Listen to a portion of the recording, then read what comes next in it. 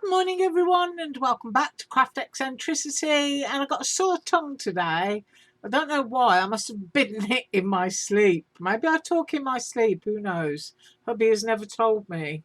Anyway, I'm up today with samples from yesterday's design team haul, and I managed to use Surprise Creations' new in-out stitch squares, the in-out stitched rectangles. I've used the little charms, the spring ones. I've used the Christmas stocking or sock, however you like to call it. I've used, Nicole's vegetables to help me with what I did today. I used some of Surprise Creations' older tags. I've used Nicole's shopping basket. I'll do the trolley next week. I'm up again on Monday with the rest of the samples to finish off this haul. I've done the little happy birthday balloon. I've done the vintage fan. And I've done a very quick book. And this is the one we're going to be doing in the tutorial on Tuesday. Right. So first up, let's do the little fan. And I did it very simply and a vintage style, and I used one of Tim Holtz's little chipboard rulers down there just to stand it on. And obviously it needs a sentiment on the top, but as I said yesterday, for a little Valentine's card for a guy and you put a little red heart-shaped brad or something in the middle, it would be fabulous. But once you've got it on there, it's tactile and you can play with it. And that's just cut in black cardstock and foil cardstock. So you can see really easily how that goes together. All the pieces just thread onto the brad. And while I'm here, for those who don't want to do that and they just want the solid, then you get a solid piece as well that you can do that with. And then you just cut a fan, and you would, finding out which way it goes properly, and just pop that on so that you can just have that on your card if you want to. So you don't have to put your brad through and make it spin. You can just make a plain and ordinary one just by layering your bits up there. So I just thought I would show you that. Right, next up is Nicole's basket and vegetables. And I pop the vegetables into that basket.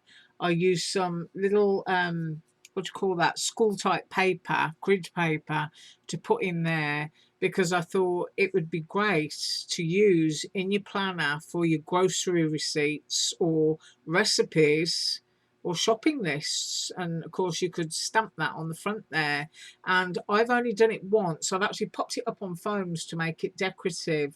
But if you cut another one and just glued it around this side, then you've got a pocket into which you can pop your receipts or your grocery list. And I just think that's really, really sweet. In fact, my favourite vegetable, to be honest, on there is the garlic. I love the way it layers up and I like the embossing in it.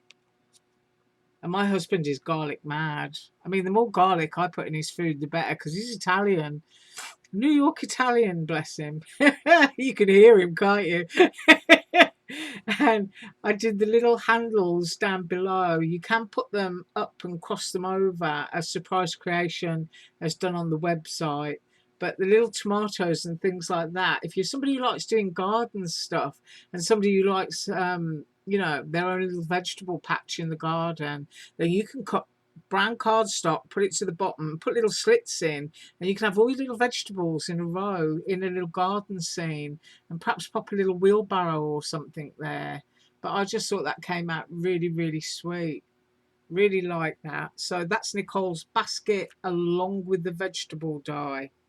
Right, next up is the Christmas stocking. And if you saw the Christmas mitten last year, this one matches.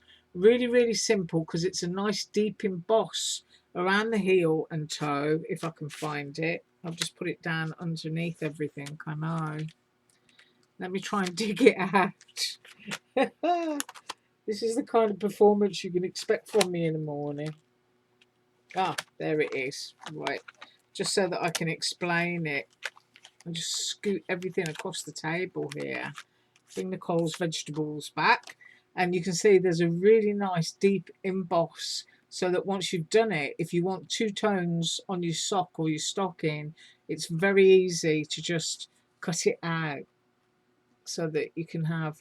I've got the white heel and toe on mine, and if you didn't see the mitten last year, I'll go through one of my stacks of dies here and see if I can find it in this lot. I'm hoping it's in here. I've got my hanging basket and all sorts in here.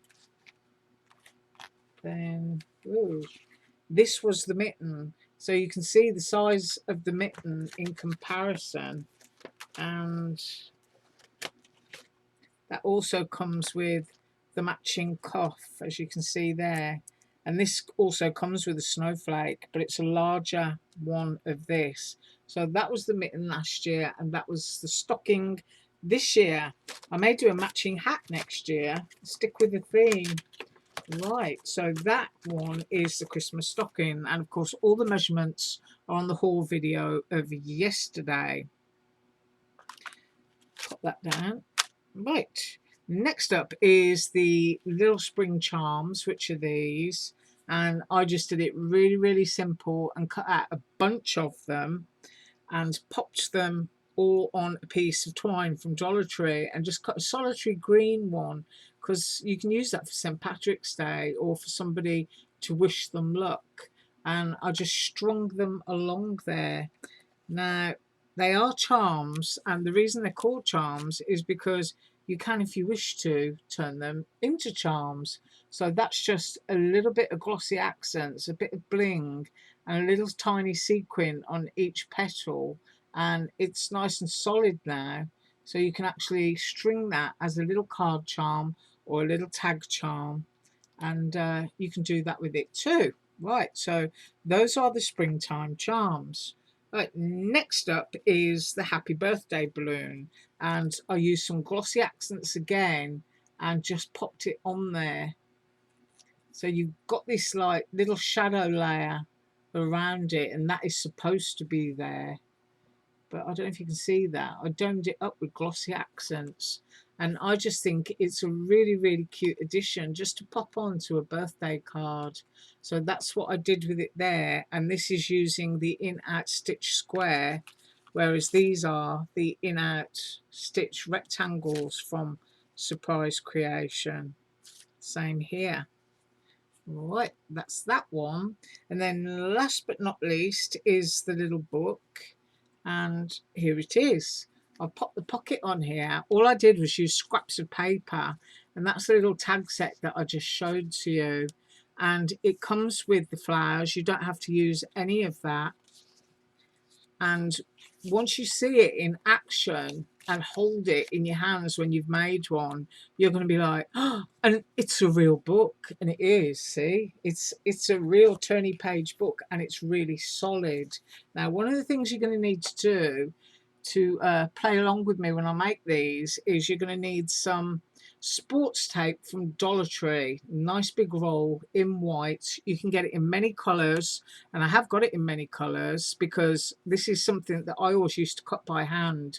So having dies to do it is just a lot easier. And you can stamp on the white version, so you can make a decorative spine. So this is what will create the spine on your little book. But of course, if you've got it in bright colours, and I've got lime and pink and all sorts, then it's just complementary to the shades of cardstock that you're using. But I will show you that again.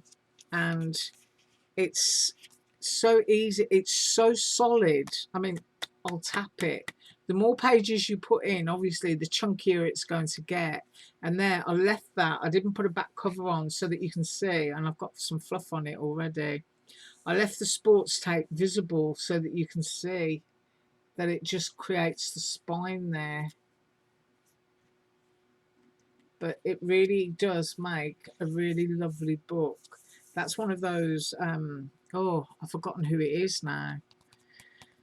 Oh, you know, it's a Project Life card, but I collect them because you can do so much. And I just folded it in half so that I could have a little additional thing. And that little bit there is the We Are Memory Keeper thumb punch, which is super useful. So that's what we have today, and this will be shown how to do on Tuesday. Right.